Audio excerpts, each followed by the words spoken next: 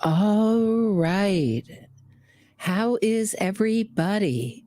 Just wanted to come on quickly and talk about my experience at working at Bad Boy Records, probably around 1999 or 2000. And in those days, a young woman could make a few pennies working as a temporary secretary or an administrative assistant. And that's exactly how I was hired and sent to the Sony building in Manhattan, which is a real big, impressive building. I get up to the top floor and no one seems to know who I'm supposed to report to, what I'm supposed to do. It's probably one of the more bizarre things that's ever happened to me. So I just sit down. I'd really perfected the art of faking it until I made it. So I sat down at the empty desk and it was facing a wall. And beyond the wall were the executives' offices. And the office was really quiet. And no one seemed to know the password for the secretary that I was filling in for. And there weren't any instructions. So I was locked out of the email system and I was locked out of the internet, which was pretty difficult for a temp back in those days. So I just sat and waited for the phone to ring. And I waited for the phone to ring. And I waited for the phone to ring. And I kept looking around and there weren't many people around. And I'm thinking, what is going on here? What is going on in these offices? This is supposed to be a major record label and nothing's going on. So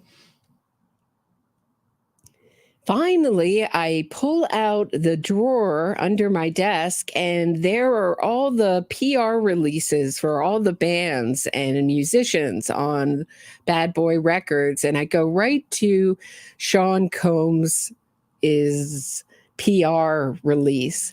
And there in the second paragraph, it starts out, to fully understand Mr. Combs' complex Scorpio personality. That's how the second paragraph started. So they're bringing in astrology and they want you to understand his complex Scorpio personality, something I'll never forget.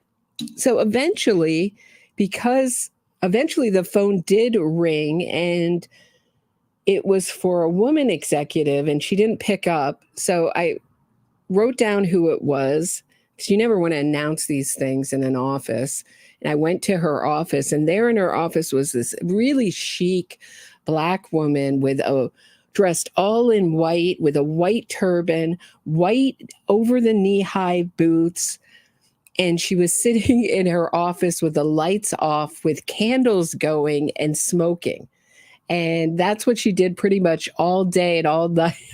All the time that I was there. I don't know what she did all night, but all day during the workday, she would smoke in her office with the candles on.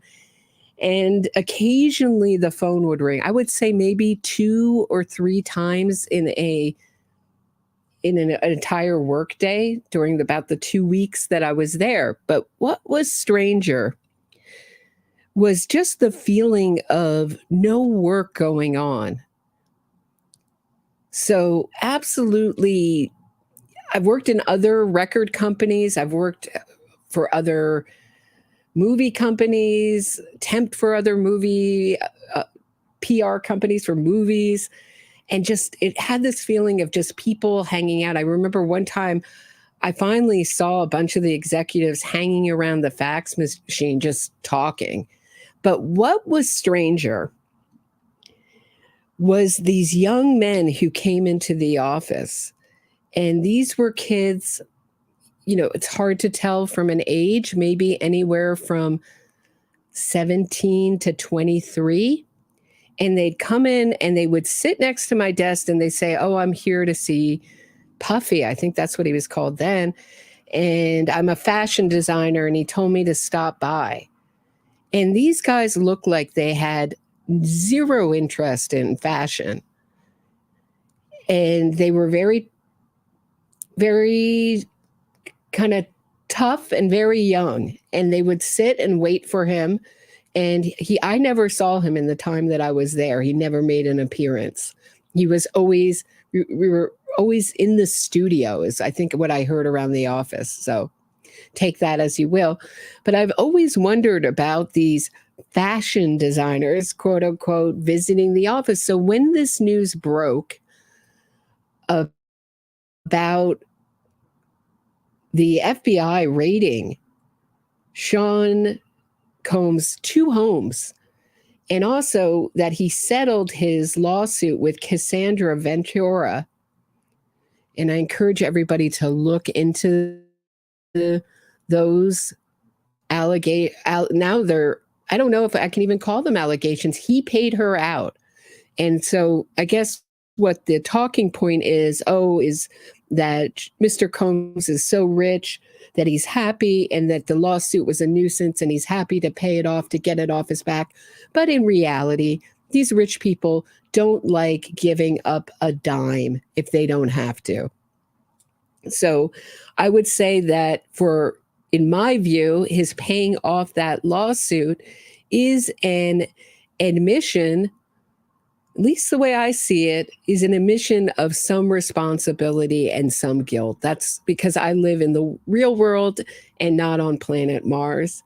And what was also interesting about that lawsuit is that Mr. Combs' lawyer was Ben Branfman, who was also Keith Raniere of NXIVM. I don't know if anybody's seen The Vow, the HBO series, but I covered that case.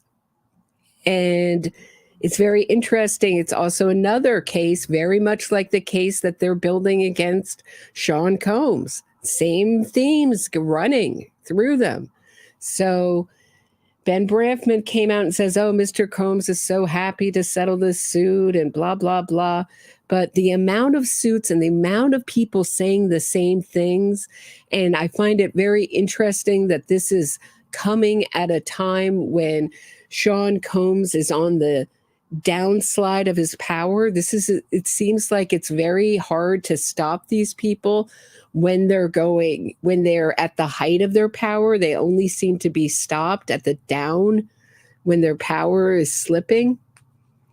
I don't know if the people are too afraid to speak. I think the changes in laws in New York State has made it really possible for people like Cassandra Ventura to bring lawsuits that give survivors a year window to litigate what would otherwise be beyond the where time had already expired for a lawsuit.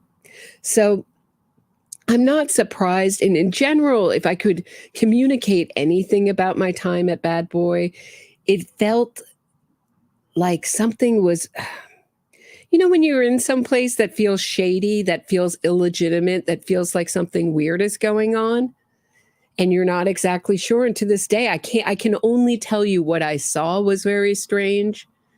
That the feeling around the office was very strange. And when the Making the Band came on in the year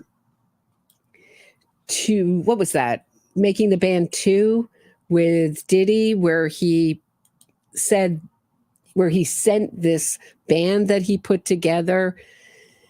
He sent them out to Brooklyn to walk across the Brooklyn Bridge to get cheesecake.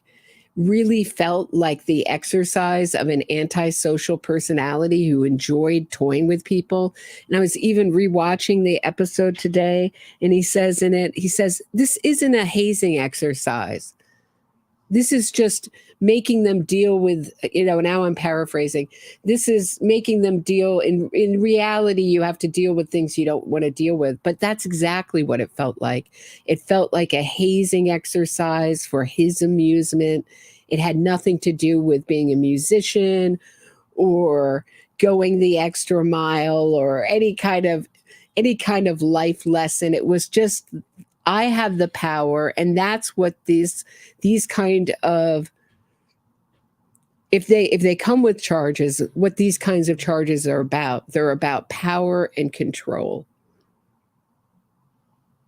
How much power they can exert over the people that they exploit. And so I wasn't surprised by any of this. I was not surprised by any, only the timing. And now the big news is, where is he? Did he escape? And does he have the money? This is going to be very interesting. Does he have the money to live as a fugitive, if that is his choice?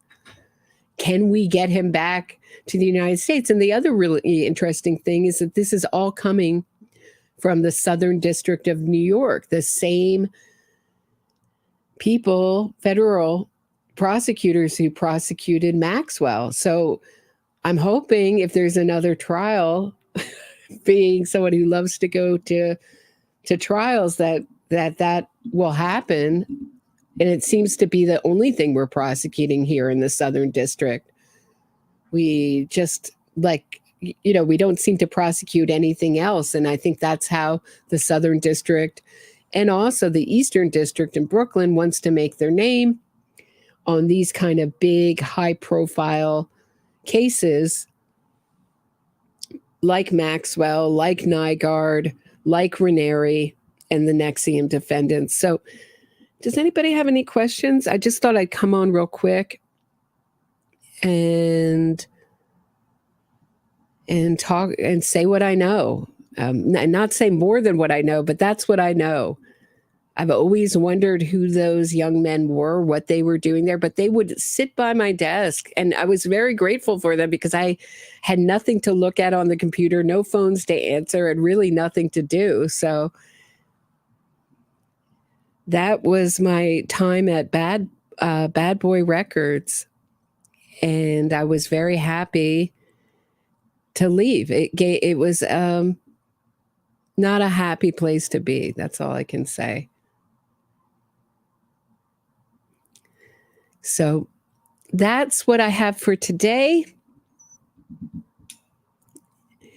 I'll be back tomorrow at 6 p.m. Eastern. Please hit the thumbs up, subscribe to the channel. If you're listening on Apple Podcasts, leave me a 5-star review, and I'll see you tomorrow at 6 p.m. Eastern. Have a great night, everybody.